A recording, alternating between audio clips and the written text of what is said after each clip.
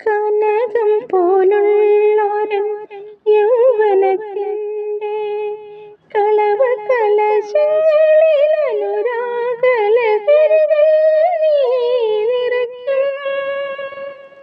ഈ സിരകൾ ചിറകളെ പൊതിയുമ്പോൾ അപ്പോൾ ശൃംഗാരകാവ്യങ്ങൾ എഴുതും.